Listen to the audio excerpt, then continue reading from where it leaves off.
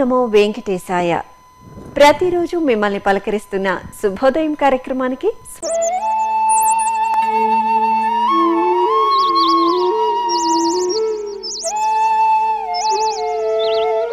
కలియుగ ప్రత్యక్ష దైవమైన శ్రీనివాసుని బ్రహ్మోత్సవాలు జరుగుతున్న సందర్భంలో ఈనాటి ఋషి వాక్యంలో వెంకటాచల వైభవాన్ని తెలుసుకుందాం.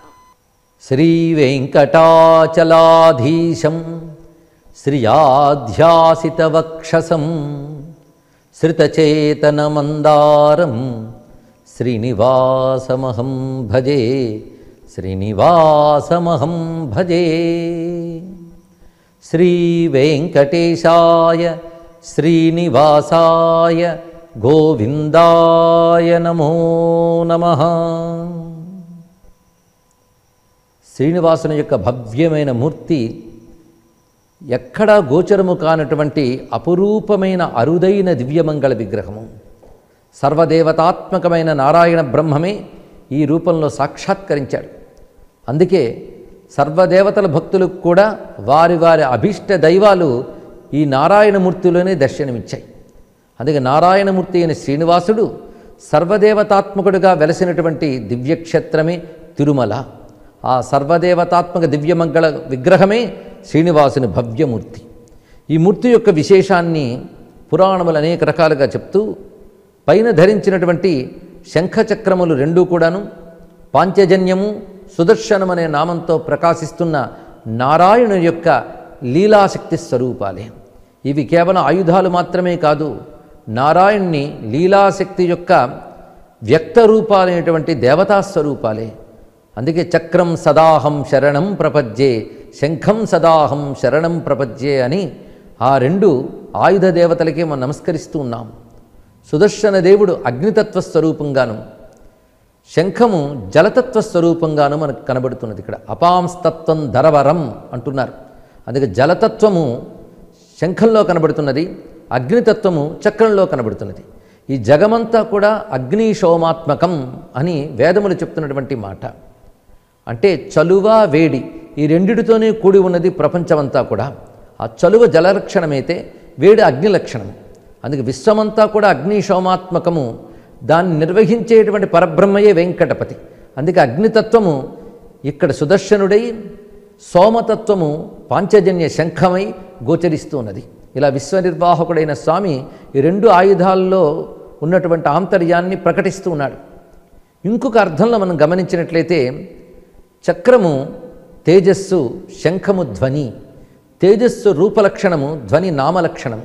కనుక నామరూపాత్మకమైన జగత్తులో నామము శబ్దస్వరూపము, రూపము తేజస్వరూపము. అందుకే తేజస్వరూపమైనటువంటి ఆ రూపలక్షణాన్ని తెలియజేసే చక్రాన్ని ధరించాడు, శబ్దస్వరూపమైనటువంటి శంఖాన్ని ధరించాడు. ఇలా నామరూపాత్మకమైన జగత్తుని, శబ్ద దృశ్య రూపమైన విశ్వాన్ని నిర్వహిస్తున్నవాడు తానేననే భావాన్ని ఆ రెండు ఆయుధాలు ధరించడంతో స్వామి ప్రకటిస్తూ ఉన్నాడు. ఇకపై ఆ క్రింద ఉన్నటువంటి రెండు చేతుల యొక్క విశేషాన్ని భవిష్యోత్తర పురాణం చాలా చక్కగా వ్యాఖ్యానిస్తున్నది. కఠిన్యస్తకరేణాపి నిజ పాదాబ్జగామినాం రుణాం భవపయోరాశిం కటిదఘ్నం ప్రదర్శయన్. దీని విశేషం ఏంటంటే ఒక చేతిని కటిపై ఉంచాడు, ఇంకో చేతిని వరదహస్తముగా చూపిస్తున్నాడు. ఈ వరదహస్తము దేన్ని చూపిస్తున్నది అంటే స్వామివారి పాదాలన్నది చూపిస్తున్నది. ఇందులో భావం ఏంటంటే సంసారం ఒక మహాసముద్రం, మనందరం అందులోనే పడి కొట్టుకుపోతున్నాం. అసలు ఈ సముద్రం పైన ఒకటి ఉందని కూడా తెలియకుండా చాలామంది ఈ సముద్రంలోనే పుట్టి మునిగి పెరిగి ఇందులోనే పోతూ ఉన్నారు. ఈ కొద్దిమంది మాత్రమే సంసారానికి ఆవలున్న పరతత్వాన్ని తెలుసుకుని ముక్తి పొందుతున్నారు, లేదా ముక్తి పొందడానికి ప్రయత్నిస్తున్నారు. కానీ ఈ సంసారంలో కొట్టుకుపోయేవారు ఒడ్డును చేరేది ఎలాగా? ఉన్నది ఇక్కడే, ఒడ్డును చేరేది ఎలాగా అంటే ఏ పడవో కావాలి, ఎవరు చేయూతో కావాలి.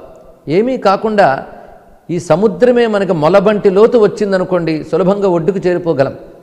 అందుకే ఇక్కడ మనల్ని ఒక ప్రవాహంలో కొట్టుకు తీసుకువెళ్ళిపోతున్న సంసారం నుంచి బయటపడాలి అంటే, అది మనల్ని తలమునకలుగా ముంచెయ్యకుండా బాగుపడాలి అంటే వెంకటపతి పాదాలను ఆశ్రయించాలి. ఎవరైతే నా పాదాలను ఆశ్రయిస్తారో, ఇది స్వామివారి చేత్తో పాదాలను చూపిస్తూ ఉండడంలో భావం. నా పాదాలను ఆశ్రయించినట్లయితే ఈ సంసార సముద్రము మొలబంటి లోటే ఉంటుంది అని తన కటిని చూపిస్తున్నాడు ఇక్కడ. అదే ఇక్కడ కఠిన్యస్త కరేణాపి నిజ పాదాబ్జగామినాం రుణాం భవపయోరాశిం కటిదఘ్న ప్రదర్శయన్ విరాజితే వెంకటేశ సంప్రత్యపి రమాపతి. విరాజతే వెంకటేశ సంప్రతి అపి, నేటికీ కూడా అని చెప్తున్నది భవిష్యోత్తర పురాణం. అంటే పురాణం మనకు లభించే సమయం ద్వాపర యుగాంతం, కలియుగారంభం. నేటికీ కూడా అంటే ఎప్పటి నుంచో ఆ మూర్తి ఉన్నది. ఇంత రమ్యమైన భావాన్ని చూపిస్తున్నది వెంకటేశ్వర దివ్యమంగళ విగ్రహం. అటువంటి వెంకటపతిని ఆరాధిస్తూ ఆయన బ్రహ్మోత్సవ వైభవాల్లో ఈ రోజున మనల్ని సాక్షాత్కరింపజేసేటువంటి స్వామి యొక్క మూర్తిని దర్శించి తరించుదాం, ధన్యులమవుదాం. భాద్రపద మాస విశిష్టతను ఈరోజు కొంత తెలుసుకుందాం. గజాననాయ మహసే ప్రత్యూహతి విరచ్చిదే అపార కరుణాపూర తరంగిత దృశే నమః. మాసం భాద్రపద మాసం. ఈ మాసంలో మనం ప్రశస్తంగా కొనియాడదగిన, కీర్తించదగిన, పూజించదగినటువంటి దైవం గణేశుడు. కనుక ఆ విఘ్నేశ్వరుని యొక్క దివ్యమైనటువంటి స్తుతులలో మనం ఈ మాసంలో స్మరించుకోదగినటువంటి స్తోత్రాల్లో ఇది ఒకటి. గజాననాయ మహసే. గజాననుడు ఆయన, గజముఖుడు. గజముఖుడైనటువంటి మహసే, సమస్త లోకాలని కూడా చైతన్యవంతం చేయగలిగినటువంటి తేజస్సే ఆయన యొక్క స్వరూపం అట. అందుకని తాత్వికంగా కనుక చూసినట్లయితే తేజస్వరూపుడు, లౌకికంగా కనుక చూసినట్లయితే ఆయన గజముఖుడు అన్నమాట. అటువంటి మహస్వరూపమైనటువంటి ఆ గజాననుని ఎందుకు నేను పూజిస్తాను అంటే, మనకి మామూలుగా చీకట్లో నడిచేటప్పుడు దారి చూపడం కోసం వెలుగు అవసరం. ఈయన తేజస్వరూపం. మనకు అనేక రకాలైనటువంటి విఘ్నములు అనేటువంటి ఆ విఘ్నముల యొక్క సంచయం, అంటే ఒక ప్రోది, ఒక గుంపు, దాని వలన ఏర్పడినటువంటి తిమిరం. అందుకని ప్రత్యూహ తిమిరచ్చిదే. ప్రత్యూహాలంటే విఘ్నాలు అన్నమాట. విఘ్నములనేటువంటి అంధకారం ఏదైతే ఉన్నదో ఆ అంధకారాన్ని ఛేదించగలిగినటువంటి ఏకైక తేజస్సు ఏమిటంటే వినాయకుడు అన్నమాట. అందుకని ప్రత్యూహ తిమిరచ్చిదే అపార కరుణాపూర తరంగిత దృశే నమః. ఆయన యొక్క చూపులు ఎంత మహత్తరమైనవి, ఎంత ప్రభావ సమన్వితములు అంటే అపార కరుణాపూర అంటే సాధారణంగా కరుణాపూర్ణమైనటువంటి దృక్కుల్ని తరంగాలుగాను ఒక ప్రవాహంగాను పోలుస్తూ ఉంటారు. ఇది అపారం అంటే ఒడ్డు లేనటువంటి ఒక కరుణా సముద్రం అన్నమాట ఆయన. అటువంటి దాటడానికి వీలు లేనంత మహత్తరమైనటువంటి కరుణా సముద్రం. ఆ కరుణా సముద్రంలో కనుక మనం ఒక్కసారి చిక్కుకుంటే ఎంత ఆనందంగా ఉంటుంది మనకి. రక్షణే రక్షణ, చక్కగా తేలియాడుతూ ఉండొచ్చు అక్కడ. అక్కడి నుంచి బయటికి రావాల్సినటువంటి అవసరం లేదన్నమాట. ఆయన చూపుల యొక్క అగ్రభాగములు చాలు, కటాక్ష దృష్టి, చూపుల యొక్క కను కొలకల నుంచి ఆయన ఒక్కసారి తన చూపును ప్రసరిస్తే చాలు, ప్రపంచం అంతా కూడా ఆ కరుణా సముద్రంలో మునిగి తేలియాడుతూ ఉంటుందన్నమాట. కనుక అపార కరుణాపూర తరంగిత దృశే నమః. ఆయన యొక్క కన్నులు చక్కగా ఆ కరుణా సముద్రుని యొక్క చూపుల తరంగములతో అలంకరింపబడినటువంటి చూపులు అన్నమాట.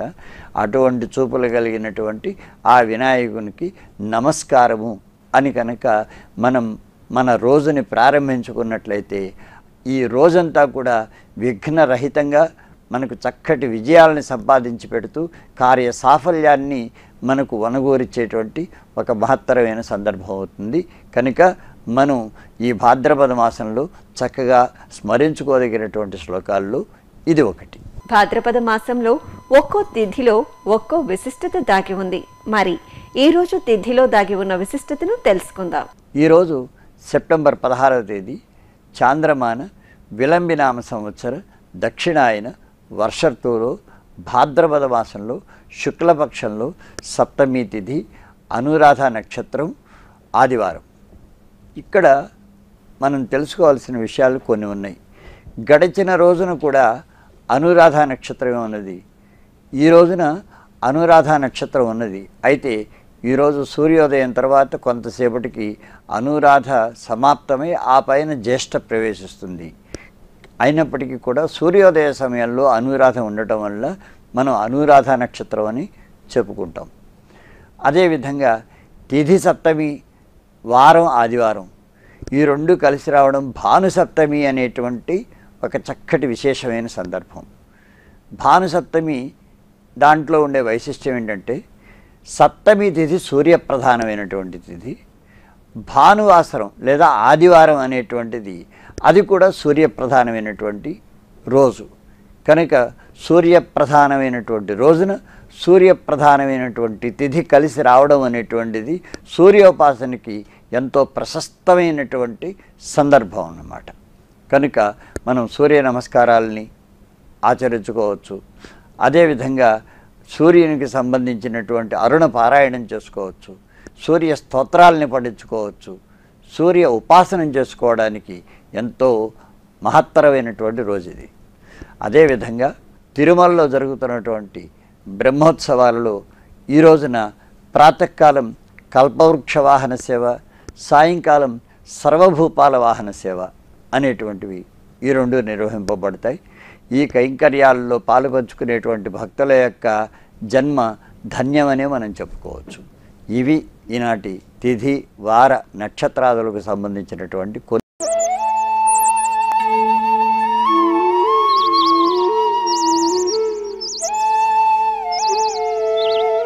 ఈనాటి శుభోదయం కార్యక్రమం మిమ్మల్ని అలరించిందని ఆశిస్తూ రేపటి శుభోదయం కార్యక్రమంలో కలుసుకుందాం.